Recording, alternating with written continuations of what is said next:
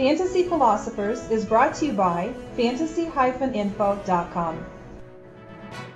C.J. Spiller had a nice productive career with Clemson in college, as it seemed like the guy could take it to the house on almost any play at any time in the running game, in the passing game, in special teams. He has got tremendous ability to, when he gets out in the open field, he could just be gone at any moment. He's got some good moves. In a lot of ways, he kind of reminds me of Felix Jones. Let's hope that he can stay healthier than Jones can. And I think he's got a little bit more talent than maybe Felix had coming out of Arkansas. With C.J. Spiller, unfortunately, he was the number one running back taken in the draft, but sometimes when you're the number one, that means you're not going to a very good team, and that was definitely the case for C.J.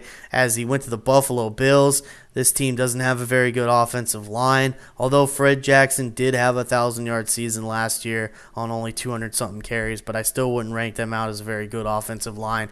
They're going to be using C.J. a lot in the slot, so he's going to pick up quite a few receptions. I think he'd get over 50 this year, so in PPR leagues, this is definitely a guy that we need to keep in mind for his reception totals, and he's definitely an explosive player. There should be some times this year where he makes some great plays and takes it to the house, where as he gets in the open field, he just makes plays on his own and gets it done. So that's really nice for the Bills to have, but really they are the worst offense, I think, in football right now. Maybe the Browns are worse, but right now they just don't have the overall team. They'll probably use Fred Jackson as their starting running back. Marshawn Lynch is out in nowhere's land. I don't know where he's at. I don't even know if he's going to be with this team by the time the season starts, to be honest with you.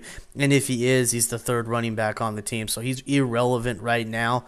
So I think mainly it's pretty much between Fred and CJ. I would think as the season gets deeper, they'll probably give CJ Spiller more work because it's time to start seeing what the talent can do in the backfield and see what he can get done for them with maybe 200 touches for the season. But we'll see. He may only drop to around 150 touches overall rushing.